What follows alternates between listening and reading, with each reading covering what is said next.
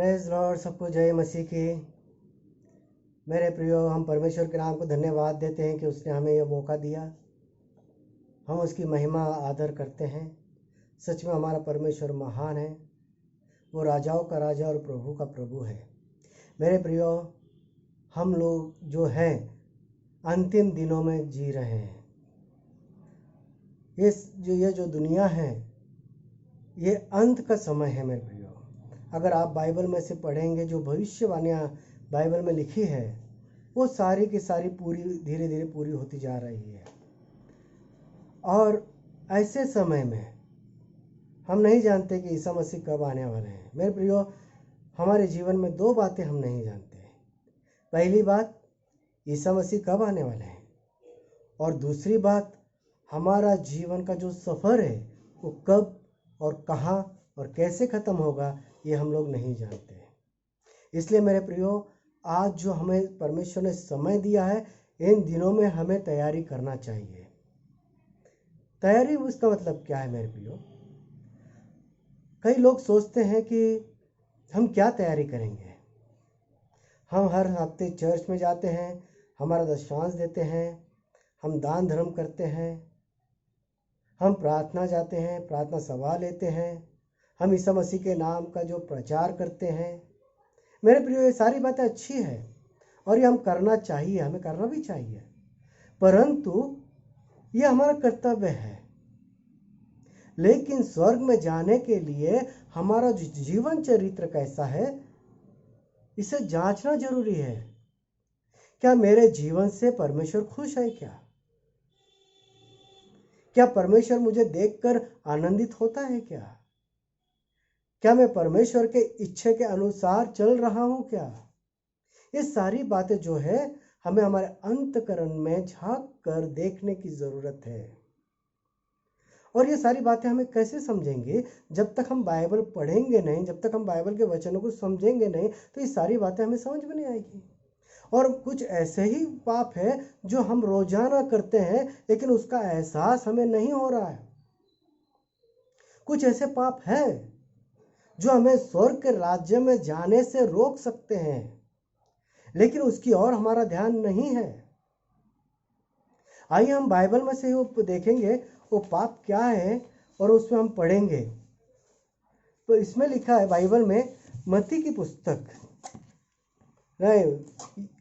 उत्पत्ति, इसका 3 अध्याय 11 से 13 वचन तक हम पढ़ेंगे। यहाँ पर लिखा है, तब यहोवा परमेश्वर ने पुकार कर आदम से पूछा, तू कहाँ है? उसने कहा, मैं तेरे शब्द बारी में सुनकर डर गया, क्योंकि मैं नंगा था, इसलिए छिप गया। उसने कहा, किसने तुझे बताया कि तू नंगा है? जिस वृक्ष का फल खाने को मैंने तुझे मना किया था, क्या तूने उसका फल खाया है? आदम ने कहा, जिस स्त्री को तूने मेरे संग रहने को दिया है, उसी ने उस वृक्ष का फल मुझे दिया और मैंने खाया। तब यहोवा परमेश्वर ने स्त्री से कहा, तूने ये क्या किया है?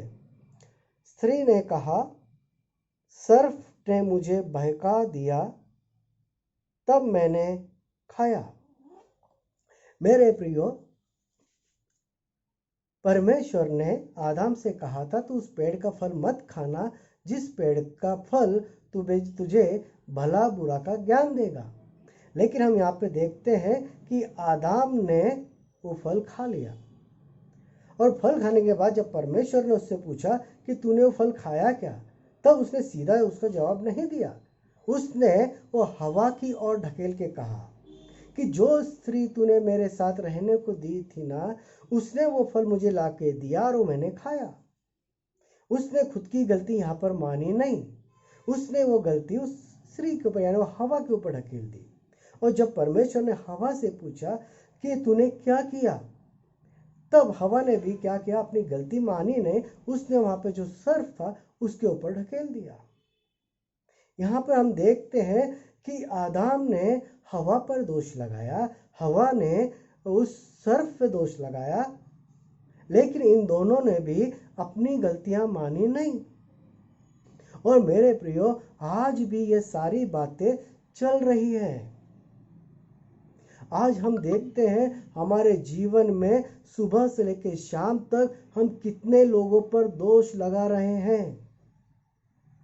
आज ये जो छोटा सा पाप है जिसने हवा को और आदम को उस गार्डन, उस बगीचे से बाहर परमेश्वर ने निकाल दिया, इस गलती के वजह से, क्योंकि उसने परमेश्वर की आज्ञा जो दी थी वो आज्ञा उसने तोड़ दी, उसने वो माना नहीं। उसी तरह मेरे प्रियो, आज भी हम लोग जो है हमारे चारों ओर हम देखते हैं हर इंसान एक दूसरे के ऊपर दोष लगा रहा है। आज हम इस पाप के बारे में कुछ जानते नहीं है। हमें लगता है ये बड़ी आसान बात है। हम हमारी गलतियां छुपाने के लिए, हम हमारे अपने आप को ऊंचा उठाने के लिए, हम अपने आप को महान समझाने के लिए सामने वाले के ऊपर दोष लगा रहे हैं। लेकिन हम जानते नहीं है कि इसका अंजाम कितना बुरा और कितना भयानक होगा।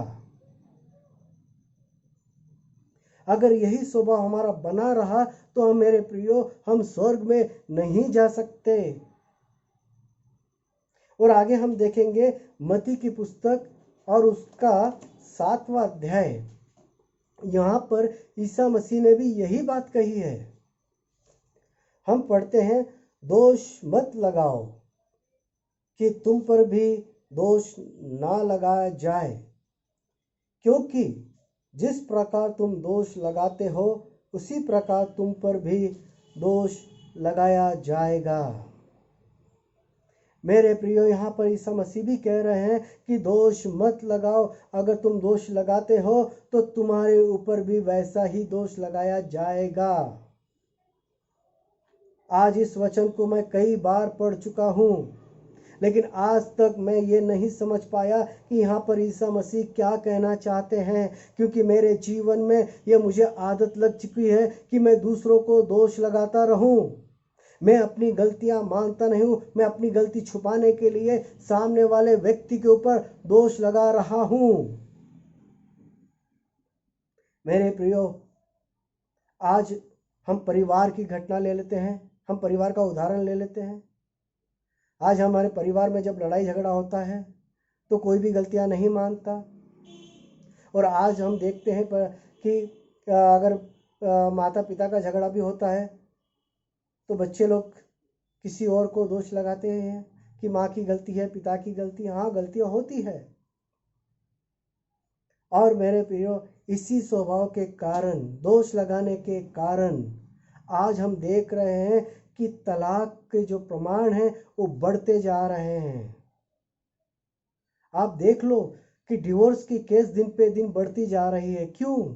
क्योंकि इंसान एक दूसरे को समझने के लिए तैयार नहीं है। इंसान एक दूसरे की गलतियों को छुपाने को तैयार नहीं है, बल्कि उसको गलती नहीं रहने के बावजूद भी उस पर दोष लगाने का काम कर रहा है। जिस व्यक्ति डिवोर्स लेता है या जो पति डिवोर्स लेना चाहता है या जिसका डिवोर्स हो गया है, उससे जाके आप पूछोगे कि भाई तुमने क्यों डिवोर्स लिया, तुमने क्यों अपने पत्नी को तलाक दिया, तो यही कहेगा कि उसने मेरे साथ ऐसा किया, उसने मेरे साथ वैसा किया। वो ऐसा कभी नहीं कहेगा कि उसमें मेरी भी गलती थी। वो अपनी पत्नी की सारी गलतियां बताता रहेगा।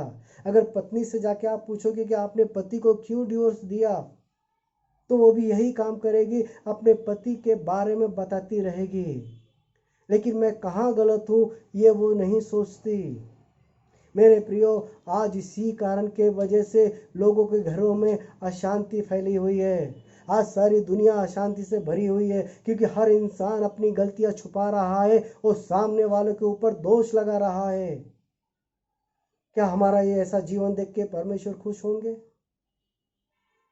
मेरे प्रियो, आप मुझे बताओ, यदि मैं ये सारी बातें कर रहा हूँ तो मेरे मरने के बाद मैं स्वर्ग में जा सकता हूँ? आप मुझे बताओ। मुझे तो नहीं लगता कि मैं स्वर्ग में जा सकता हूँ, क्योंकि ये यहाँ पर ईसा मसीह ने हमें आज्ञा दी है कि दोष मत लगाओ, कि अगर तुम दोष लगाते हो तो तुम पर भी दोष लगाया जाएगा। ये बात हम भूल चुके हैं। हम ये भूल चुके हैं पूरी तरह से कि हमारा भी एक दिन न्याय होने वाला है, और हम रोजाना हमारे जिंदगी में ये काम कर रहे हैं। ये जो छोटा सा पाप है, ये छोटा सा पाप ही हमारे लिए बहुत बड़ा आगे चल के घातक बनेगा। ये हम इसके बारे में नहीं सोच रहे। मेरे प्रियो, बाइबल में से हम और एक उदाहरण देखेंगे जो इस संदर्भ में कहती है, और यह है, लिखा हुआ है यूहन्ना की पुस्तक, इसका 8वां अध्याय 1 से 11 तक हम पढ़ेंगे। परंतु यीशु जैतून के पहाड़ पर गया। भोर को वह फिर मंदिर में आया। सब लोग उसके पास आए और वह बैठकर उन्हें उपदेश देने लगा।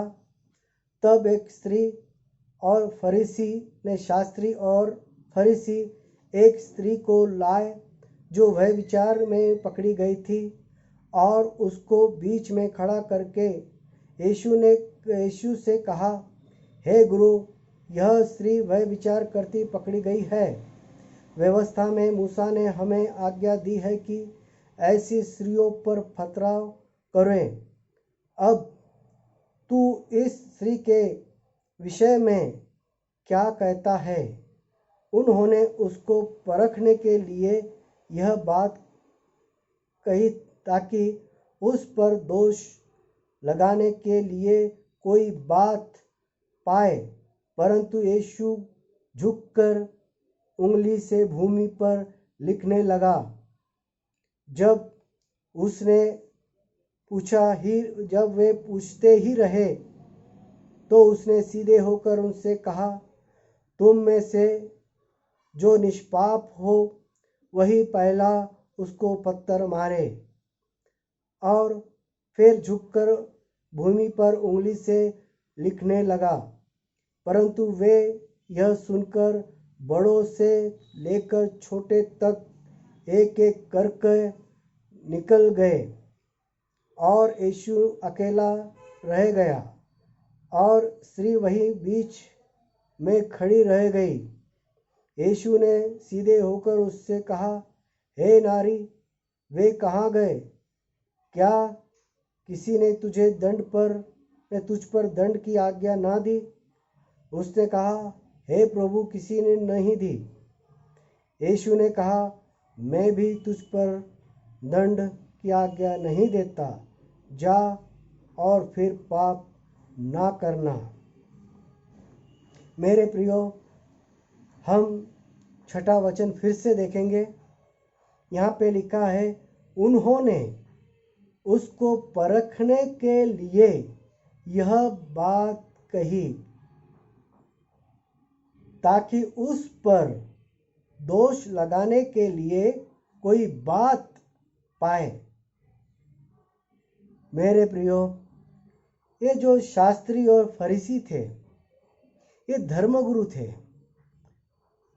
ये लोग धर्म का जो ग्रंथ है वो पढ़ने वाले थे। इन लोगों को ग्रंथ में क्या लिखा है ये सब मालूम था, क्योंकि ये कहते हैं कि मूसा के व्यवस्था में, यानी मूसा ने जो व्यवस्था यानी कि नियम शास्त्र, मूसा ने जो नियम शास्त्र में जो कहा है कि ऐसे जो स्त्रियां हैं जो वह विचार करते पकड़ाती है, उन्हें पत्थर मारकर उन्हें सजा दी जाए। लेकिन ये क्यों कर रहे थे? ताकि ईसा मसीह को वो लोग परख रहे थे कि ईसा मसीह को कितना मालूम है, ताकि ईसा मसीह में कोई गलती दिखे तो उसे दोष लगाकर उसकी बदनामी करें। मेरे प्रिय, बड़ी दुख की बात है ये कि ये धर्मगुरु लोग ईसा मसीह की परीक्षा देख रहे थे। लेकिन जब ईसा मसीह ने उन्हें जवाब दिया था, वो जवाब सुनने के बाद छोटे से लेके बड़े तक एक एक करके वहां से चले गए। क्यों चले गए? क्यों उन लोगों ने उस औरत को पत्थर की मारा नहीं? क्योंकि वो औरत वह विचार करते समय पकड़ी गई।